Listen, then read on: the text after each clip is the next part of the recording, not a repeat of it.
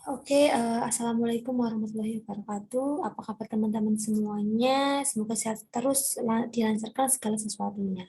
Jadi ini adalah kuliah terakhir, kita mau bahas tentang etika bisnis internasional. Nah, setelah ini kita akan ada UAS, ujian akhir sekolah, jadi saya ingatkan kembali untuk memaksimalkan nilainya di ujian akhir semester.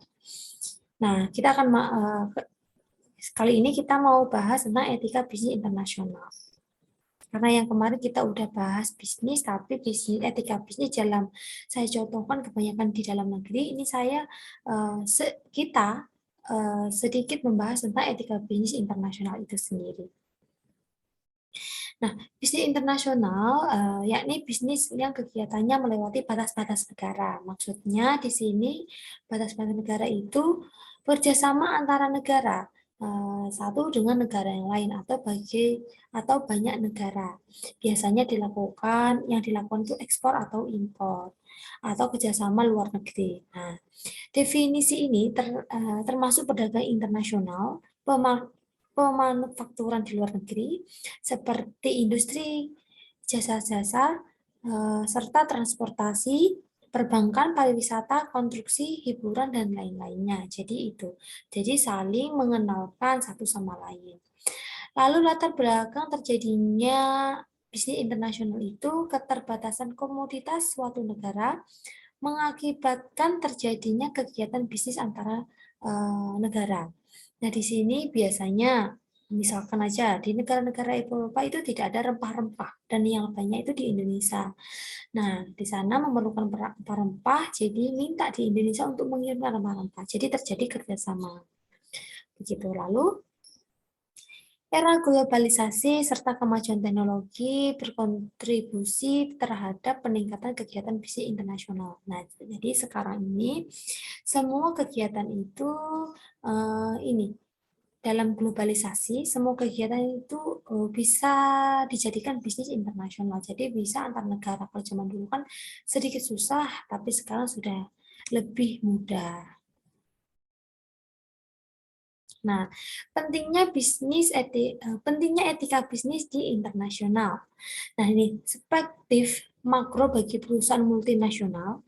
Nah, etika bisnis ini berfungsi sebagai menghindari konflik dengan karyawan akibat perbedaan budaya. Nah, karena ini kita bisnisnya internasional, nah itu pasti kan nggak cuma barang, tapi juga ada karyawan yang jadi tenaga kerja asing, ya kan? Nah, di sini dengan adanya etika bisnis, nah itu menghindari konflik antara karyawan atau antara eh, karyawan satu atau dengan atasannya seperti itu. Lalu mengurangi kecurangan-kecurangan yang dilakukan oleh perusahaan asing. Pasti ya, karena dalam dunia bisnis itu banyak sekali kecurangan. Nah, di sini dengan adanya etika bisnis internasional, adanya aturan-aturan di perdagangan internasional itu mengurangi kecurangan-kecurangan yang ada. Lalu lalu menghindari eksploitasi berlebihan oleh pihak perusahaan. Jadi eh, biasanya ada perusahaan itu kekurangan tenaga kerja, nanti bisa eh, jadi meminta tenaga kerja asing gitu dari Indonesia atau dari Thailand, Vietnam seperti itu.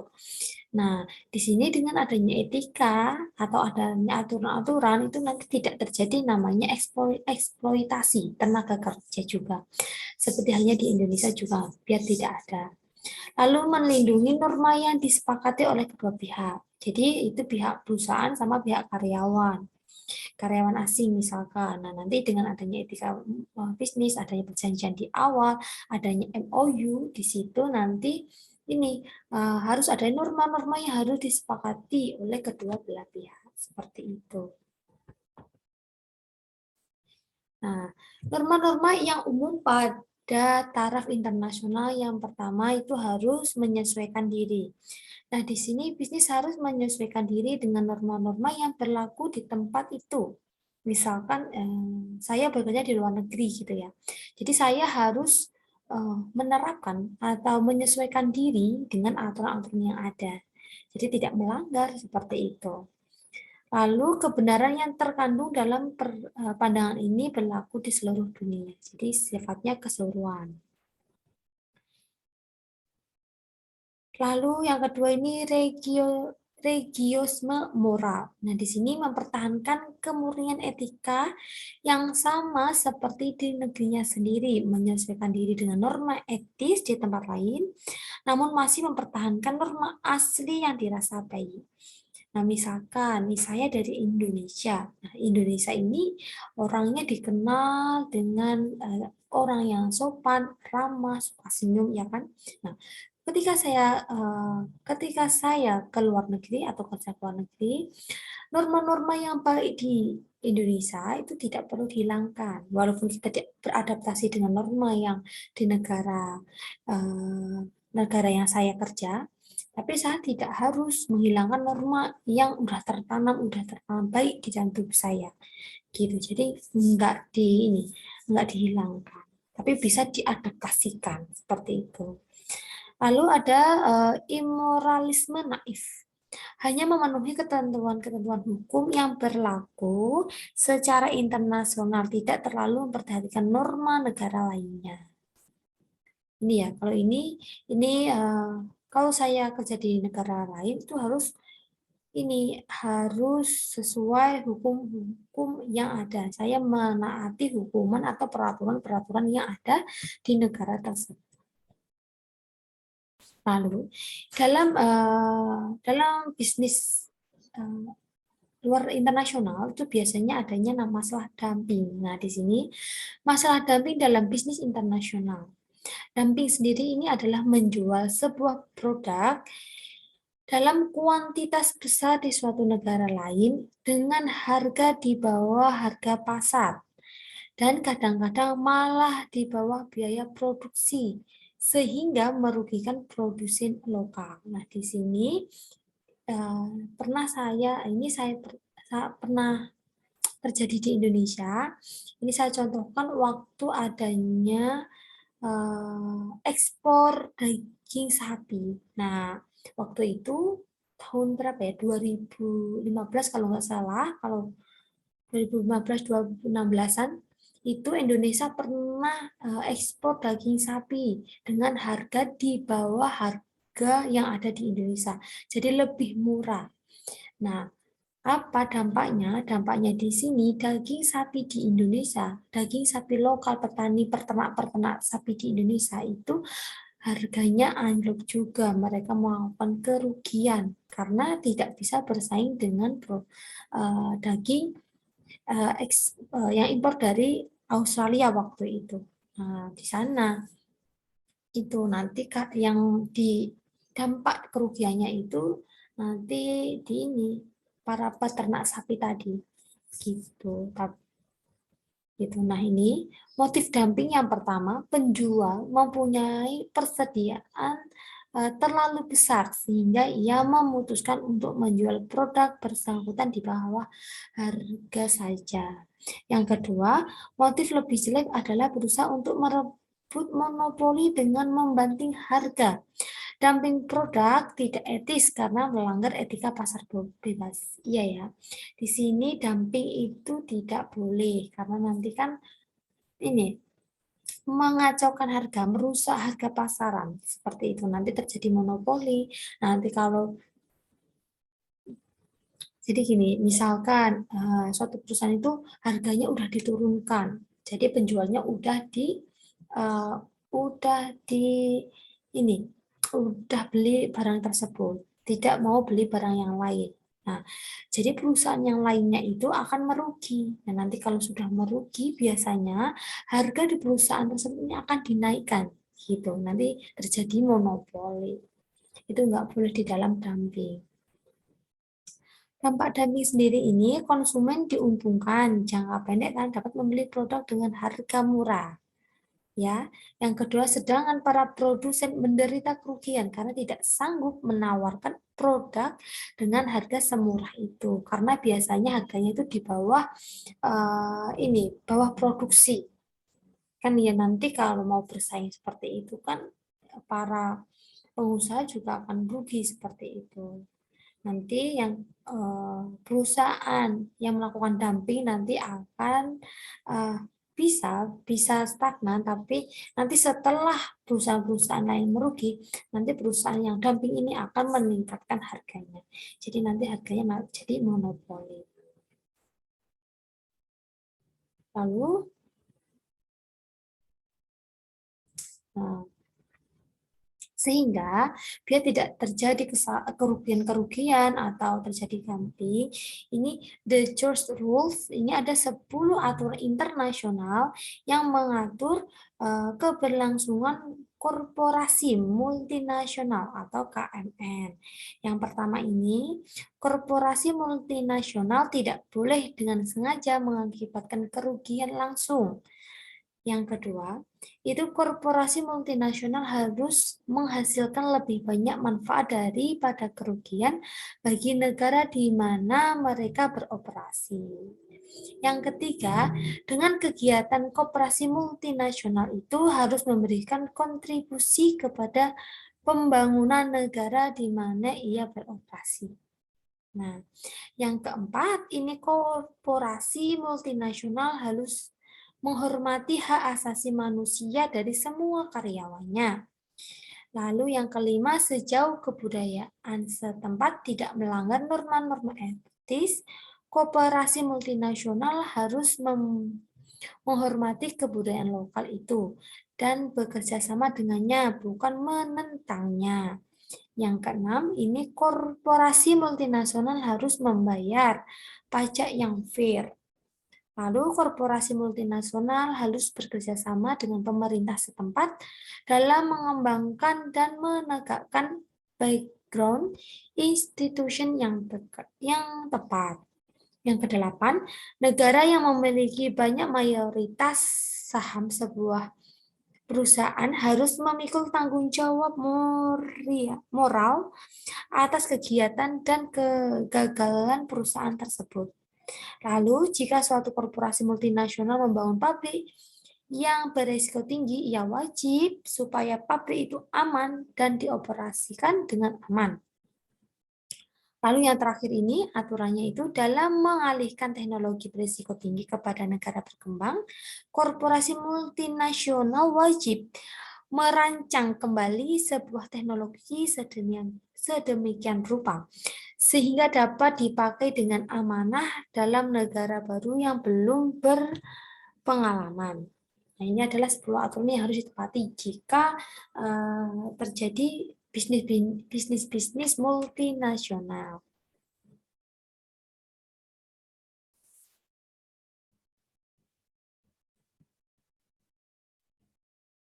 Nah, di sini etika bisnis nasional itu nanti bisa diterapkan. Nah, ini ada beberapa ya. Ini ruang lingkup perusahaan. Ini adanya stockholders, ini para pemegang saham dalam sebuah perusahaan dikenal juga dengan sebutan stockholders. Pemegang saham mendapatkan bagian tertentu hasil dari saham yang dijual oleh perusahaan yang telah melakukan listing di bursa saham. Perusahaan pada umumnya memiliki tujuan memperoleh keuntungan yang maksimal dengan menggunakan biaya yang minimal. Pasti ya, suatu negara seperti itu. Dia menginginkan keuntungan yang maksimal dengan modal yang seminimal mungkin, biar untungnya semakin banyak. Lalu sebelum etika bisnis menjadi perhatian dalam lingkungan perusahaan, baik cara-cara dilakukan agar perusahaan dapat memperoleh keuntungan yang besar tanpa harus memikirkan keadaan sekitar atau dampak dari proses industri terhadap lingkungan. Nah, di sini sebelum adanya etika bisnis, itu suatu perusahaan itu melakukan bisnisnya seenaknya sendiri. Dia tidak memikirkan kesejahteraan karyawannya, tidak memikirkan lingkungan sekitar. Nanti kan biasanya terjadi pencemaran, baik pencemaran tanah, udara, atau air. Nah, dengan adanya etika bisnis ini, sekarang banyak perusahaan yang sudah aware, seperti itu, aware ke sana. Seiring dengan kemajuan pola pikir manusia, hal tersebut menjadi sebuah pemikiran yang harus dicari jalan keluarnya. Nah, pengerusakan lingkungan yang dilakukan perusahaan atau industri memunculkan gerakan-gerakan yang sadar lingkungan yang dibentuk oleh sekelompok orang untuk mencegah terjadinya kerusakan lingkungan yang lebih parah oleh pelaku industri. Nah, dengan adanya ini kerusakan lingkungan yang banyak seperti ini, nah di sini di Indonesia sudah banyak yang aware. Jadi ada kelompok-kelompok masyarakat yang membuat kelompok itu untuk menentang atau memperbaiki lingkungan, reboisasi misalkan, atau nanti tidak ada perusahaan yang merusak alam seperti itu. Itu banyak sekali di Indonesia yang pernah saya jelaskan, ada yang masyarakat Kendeng, ada Wadas ya, itu kasus-kasus yang terjadi sekarang itu yang terbaru Wadas, Kendeng di daerah NTB itu banyak, di daerah Papua itu banyak karena kerusakan lingkungan, apalagi di Kalimantan banyak sekali karena sudah banyak ini sudah banyak sawit ya di sana, hutannya nggak ada, sawitnya banyak. Jadi sekarang di daerah Kalimantan itu hutannya sudah hampir punah malahan. Kebanyakan sudah diganti dengan pohon sawit. Nah, hutannya itu sudah yang kayak kolam-kolam seperti aja, yang kecil-kecil gitu, nggak yang banyak. Sebenarnya sawit itu tidak apa-apa, tapi yang menjadi masalah yang 16.000 hektar itu yang menjadi masalah. Karena dengan hancurnya punahnya alam atau hutan nanti hewan, habitat dan lain-lainnya juga akan musnah seperti itu. Disayangkan sekali. Nah, stakeholders, istilah ini muncul dari kata stockholders, di mana bentuk kata ini timbul sebagai kritikan dasar atas tindakan perusahaan yang terlalu mementingkan kepentingan pemegang saham. Stakeholders merupakan pihak-pihak yang terkait dengan kepentingan perusahaan. Stakeholders sendiri merupakan bagian dari stakeholders. Para pemegang saham sendiri sebagai pemilik kepentingan di perusahaan menginginkan perusahaannya untuk selalu memberikan kinerja maksimal yang ditunjukkan melalui perolehan profit perusahaan. Dengan profit yang ada, maka pemegang saham akan mendapatkan pembagian dividen yang besar pula. Karena dengan membeli saham sebuah perusahaan, maka para pemegang saham tertentu, pemegang saham tentu mengharapkan pembagian dividen sebagai hasil keuntungan perusahaan. Ini yang tentang saham-saham atau stakeholdernya. Itu tadi ya. Lalu itu yang istilah yang namanya stakeholder. Yang sekarang istilah namanya whistleblowing. Di sini dalam lingkungan perusahaan juga dikenal salah satu tindakan yang berkaitan dengan pelaksanakan etika bisnis. Whistleblowing ini merupakan sebuah tindakan yang dilakukan oleh perorangan untuk memberitahukan informasi tertentu kepada masyarakat atau pihak yang berwenang untuk melakukan tindakan terhadap pelanggaran-pelanggaran yang telah dilakukan oleh perusahaan terkait. Pada dasarnya, whistleblower melakukan tindakan yang bertujuan untuk menghentikan atau meluruskan kembali arah dan tujuan perusahaan tempatnya bekerja.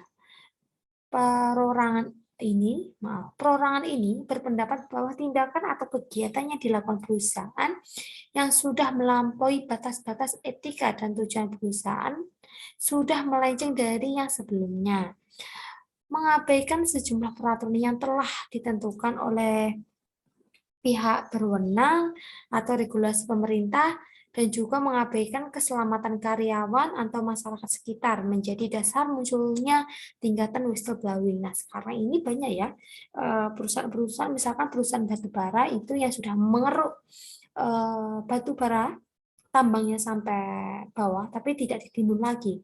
Nah, banyak masyarakat atau anak-anak kecil yang kecemplung ke sana dan itu meninggal seperti itu. Alamnya dirusak ya, habis itu kehilangan nyawa juga. Nah, di situ biasanya orang-orang jadi whistleblowing itu ini mendukung orang-orang yang masyarakat sekitar ini yang merasa dirugikan itu. Begitu biasanya. Lalu whistleblower ini banyak ya, ini ya kriterianya. Yang pertama adanya lingkungan internal. Dalam lingkungan internal, kasus whistleblowing sering terjadi ketika perusahaan sudah memulai perbaikan keselamatan para karyawannya hanya untuk menekan biaya produksi, ya. Ini bisa bisa dibaca sendiri. Ini ada contohnya juga. Ya, pada umumnya tindakan ini dilakukan oleh perorangan yang merasa bahwa apa yang dilakukan oleh perusahaan sudah tidak sesuai dengan standar keselamatan pekerja dan juga hal tersebut dibiarkan berlarut-larut oleh perusahaan, bahkan terburuknya sampai jatuhnya korbannya. Saya jelaskan tadi sampai sudah mengeluarkan hasilnya terus tidak ditutup kembali. Nah, nanti ada kumbangan air ya, ada air di sana. Nah, nanti ada masyarakat yang jatuh atau anak yang jatuh dan meninggal. Seperti itu. Ini contohnya, bisa dibaca sendiri. Lalu ada lingkungan eksternal. Nih, dalam lingkup eksternal biasanya terkait dengan hasil pembuangan industri, baik itu berupa limbah cair yang dibuang ke lingkungan sekitar atau berupa polusi udara yang dihasilkan oleh perusahaan terkait. Whistleblower melihat situasi di mana tindakan yang dilakukan oleh perusahaan dalam mengelola hasil pembuangan industri tidak sesuai dengan yang telah diatur oleh regulasi yang berwenang. Tindakan ini bahkan sudah menimbulkan dampak yang sangat berbahaya bagi lingkungan, misalkan pencemaran sumber air, populasi udara yang yang sampai pada tingkat yang membahayakan lingkungan masyarakat sekitar. Itu contohnya. Banyak ya di sekarang. Lalu menurut tim Barnett 92, ada beberapa kebijakan minimum yang harus dipenuhi dalam tindakan whistleblowing. Yang pertama, pernyataan yang jelas bahwa karyawan yang mengetahui kemungkinan kesalahan dalam organisasi memiliki tanggung jawab atau mengungkapkan informasi tersebut kepada pihak-pihak yang sesuai dalam organisasi. Yang keduanya menunjukkan individu atau kelompok tertentu di luar rantai komando organisasi sebagai penerima keluhan. Lalu yang ketiga, jaminan bahwa karyawan dengan itikat baik bersedia mengungkap kesalahan yang dilakukan oleh organisasi kepada pihak-pihak penerima keluhan dalam organisasi akan terlindungi dari konsekuensi pekerja yang merugikan. Lalu pembentukan proses investigasi yang adil dan tidak memihak. Itu. Terus ini ya, kepentingan praktis dalam tindakan whistleblowing. Yang pertama, ketidakmampuan dalam melakukan kesalahan. Ya, nah, ini seorang eksekutif berbicara tentang kebijakan apa yang dimiliki perusahaannya tentang whistleblowing. Nah, ini bisa dibaca sendiri ya, tentang aturan whistleblowing. Lalu meningkatkan kesadaran terhadap whistleblowing, ada beberapa hal yang dianggap alasan meningkatnya tindakan whistleblowing. Pertama, permasalahan tindakan tidak etis yang sering terjadi di lingkungan bisnis dalam pemerintah.